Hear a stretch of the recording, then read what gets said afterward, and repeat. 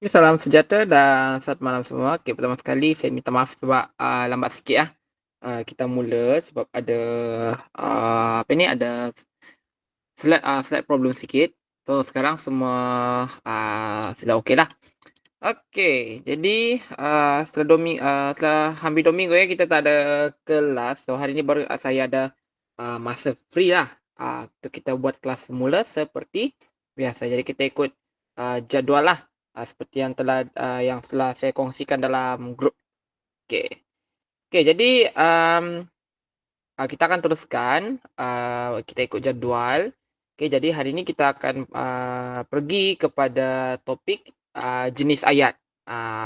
Topik ni yang sangat, senanglah untuk kita faham. Jadi kita anggap kita buat, ulang kaji semulalah, yang kita pernah belajar sebelum ni. Baik, jadi sebelum saya akan teruskan, semua boleh dapat, dengar suara saya, lepas tu skrin boleh dapat nampak?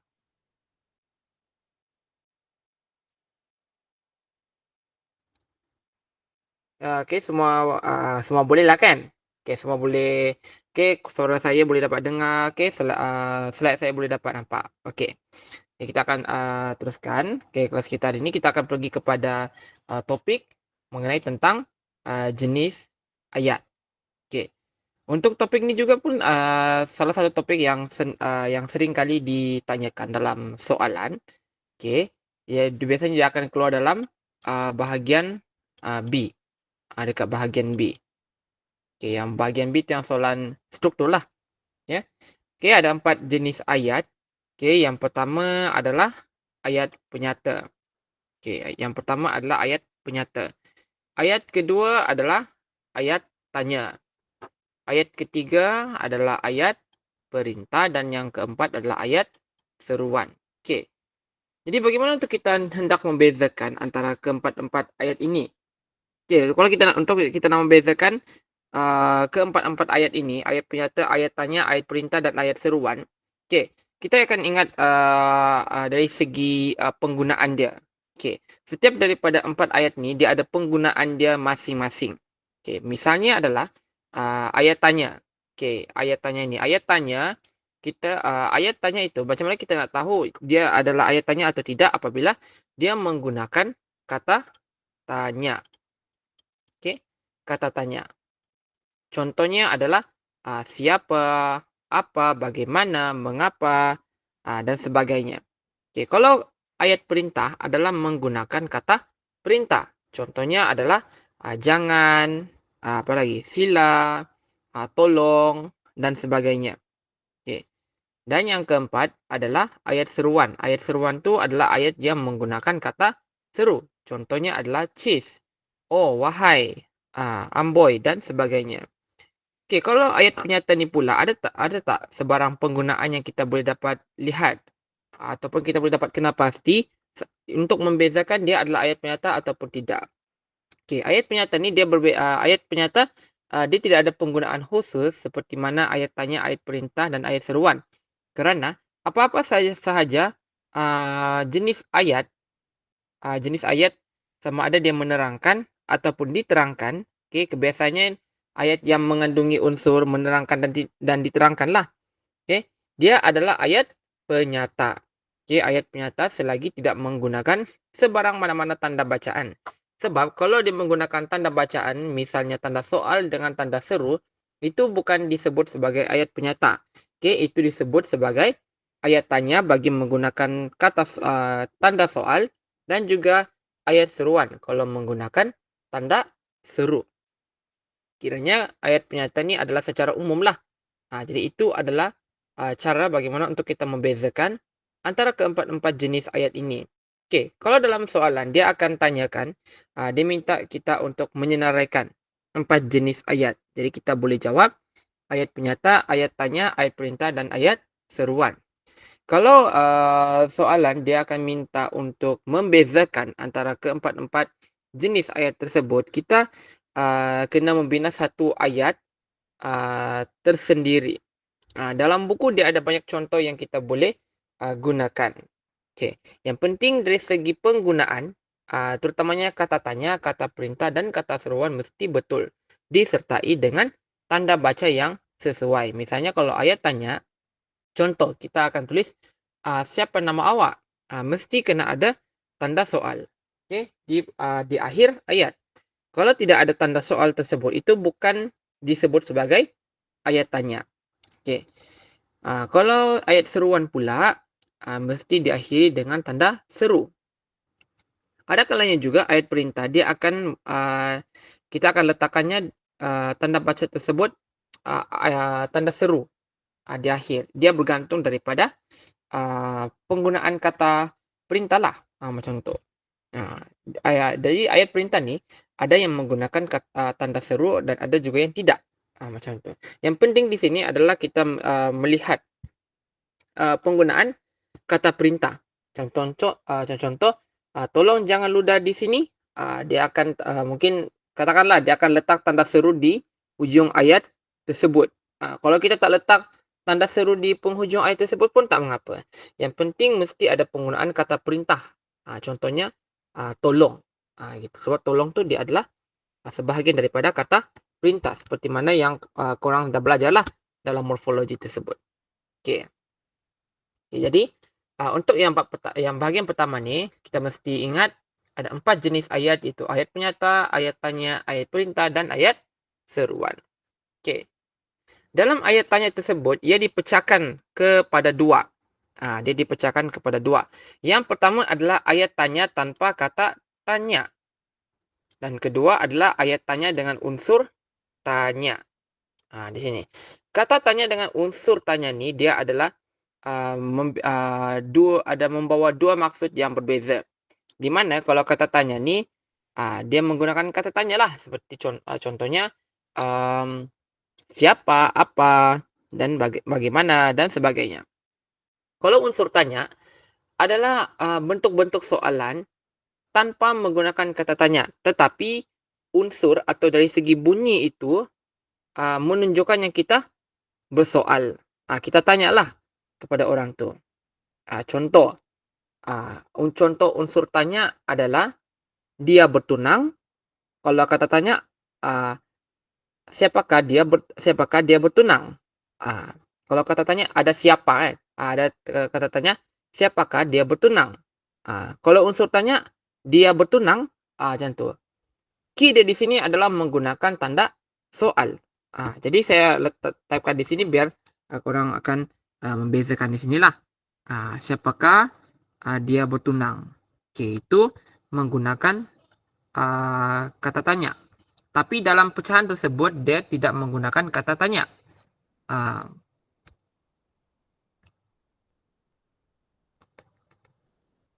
Okey, saya type kat sini. Adakah dia bertunang? Kita katalah kata tanya.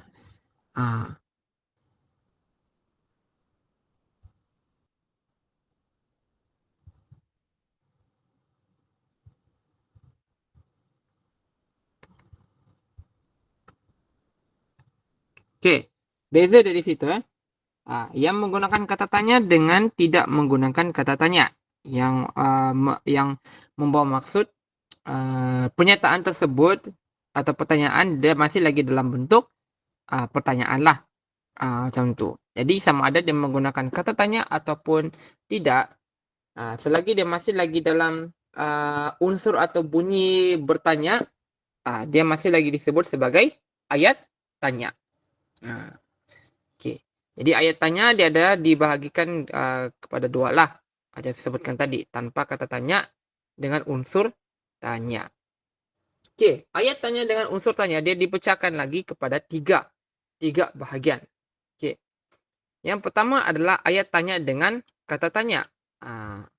Okey. Yang kedua adalah ayat tanya dengan kata ganti nama tanya.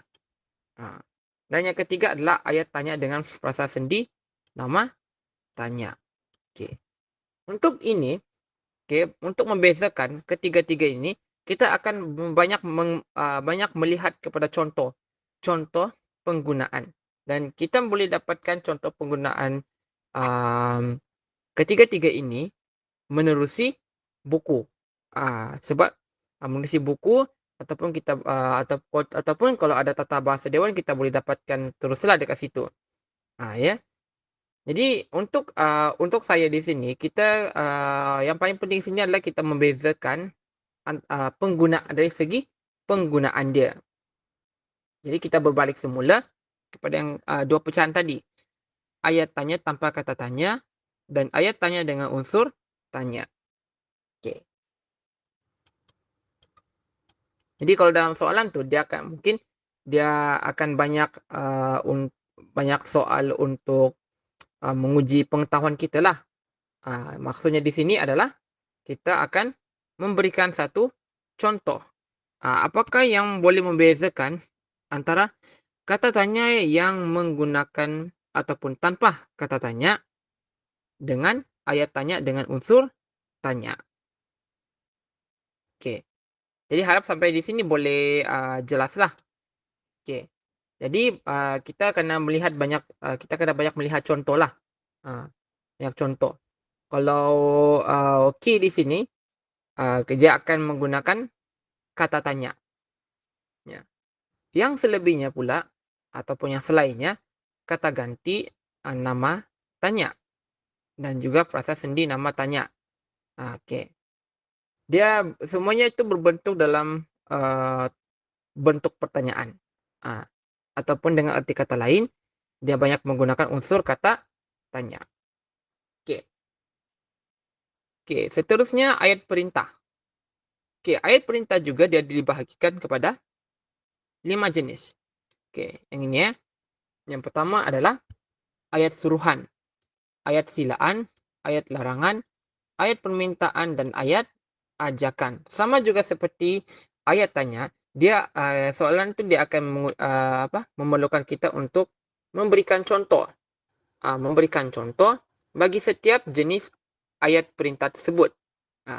Sama juga kalau soalan nanti dia akan tanya, apakah ataupun nyatakan ataupun senaraikan 5 jenis ayat perintah. Jadi kita boleh jawab ayat suruhan, ayat larangan, ayat silaan, ayat permintaan dan ayat ajakan. Okey. Jadi di sini boleh fahamlah. Okey, jadi tidak banyak yang kita boleh terokai ataupun tidak banyak yang kita boleh ingatlah. Maksud saya sikit sajalah yang kita akan tahu di sini. Jadi di sini kalau nak buat nota, kita buat dalam bentuk seperti inilah. Kita buat dalam bentuk pecahan. Okey. Dalam soalan bahagian B, tidak juga terlalu banyak soalan yang ditanyakan.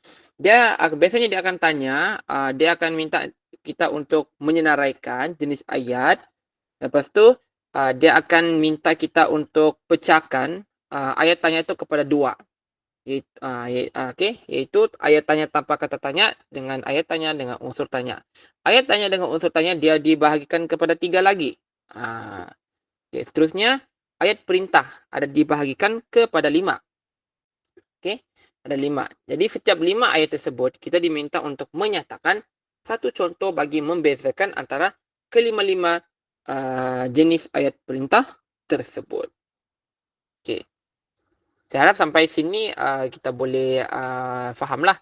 Okey, untuk yang bahagian sini. Jadi kita pergi kepada yang seterusnya pula. Okey, yang ini kita sudah tahulah dekat sini. Terus kita pergi kepada okey. Okey, contoh jenis ayat perintah. Okey, di sini kita boleh membezakan antara contoh-contoh ayat perintah tersebut, jenis ayat perintah di sini. Okey. Jadi kita boleh gunakan 5 contoh ayat ini kalau tidak tahu bagaimana untuk kita tulis. Okey, contoh ayat suruhan. Okey, kalau ayat suruhan tidak ada menggunakan kata suruhan. Jadi untuk kita nak mengetahui bagaimana satu ayat tersebut dia adalah ayat suruhan ataupun tidak, okey, biasanya dalam satu ayat tersebut akan menunjukkan unsur suruhan. Contohnya, contoh ayat suruhan adalah Dina, lari cepat. Jadi maksudnya itu dia suruh si Dina tu lari secepat yang mungkin. Kalau ayat larangan, okey, ayat larangan, kamu jangan ke mana-mana. dia menggunakan perkataan jangan. Jangan. Ayat silaan. Jemput minum air bujang ini, dia menggunakan kata jemput. Ayat permintaan, tolong selamatkan kucing itu. Menggunakan perkataan tolong. Dan akhir sekali, ayat ajakan. Kalau ayat ajakan tu dia biasa dia akan menggunakan perkataan ayuh ataupun mari. Okey. Jadi, contoh jenis ayat-ayat perintah. Tidak sukar sangatlah untuk kita nak membezakan contoh-contoh ayat tersebut. Jadi sama juga dengan sama juga dengan ayat tanya. Ayat tanya. Yang penting key dia di sini adalah kita kena mengetahui fungsi bagi setiap kata tanya tersebut. Jadi saya harap di bahagian morfologi, sudah pun mempelajari kata-kata setiap contoh penggunaan dan juga bagaimana kita nak melihat penggunaan kata tanya tersebut.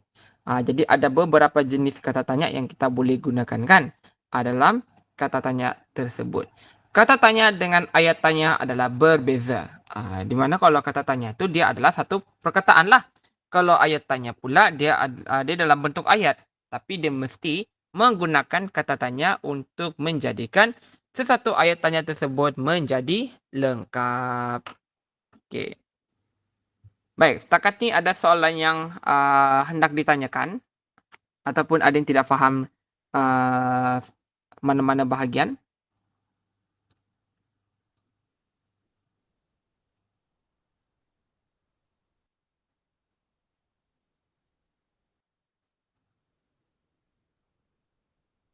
Okey, kalau ada soalan boleh boleh tanya ya. Kalau tidak ada boleh thumbs up lah kalau tak ada. Untuk topik kita pada hari ini.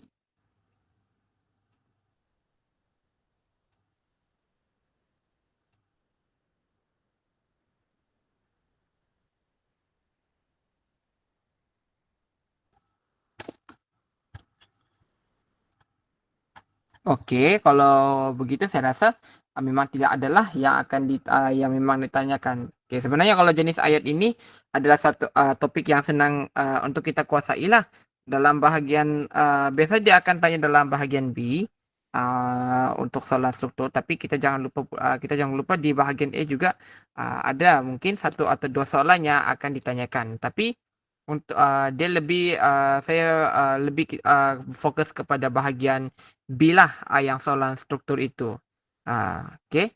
Jadi kalau tidak ada apa-apa yang ingin ditanyakan, okey, kita pun sudah selesai untuk topik jenis ayat dalam jadual seperti mana yang terdapat dalam jadual. Kita akan pergi kepada topik yang seterusnya nanti di kelas yang akan datang. Okey. Jadi gunakan masa baki yang selebihnya itu untuk siapkan kerja kursus, buat ulang kaji, okey, untuk korang punya task ataupun ujian yang seterusnya. Okey, jadi kalau ada apa-apa pertanyaan untuk mengenai tentang kerja kursus, boleh je tanya, tidak ada masalah. Ataupun boleh terus ajukan kepada guru ataupun syarah subjek korang masing-masing. Ya, jadi okey, terima kasih Syah dan juga terima kasih Iza untuk kelas kita hari ini. Harap kelas ini boleh dapat memberikan satu pengetahuan. Sekiranya belum belajar lagi tentang topik ini, bolehlah rujuk video ini untuk buat ulang kaji lah.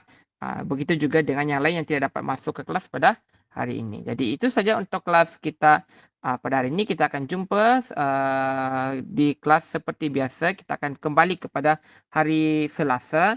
Okey. Jadi itu saja daripada saya. Terima kasih dan jumpa lagi. Okey, sama-sama. Mari guru sir. Thank you, Syah. Thank you juga. Okay, bye. Okay, bye.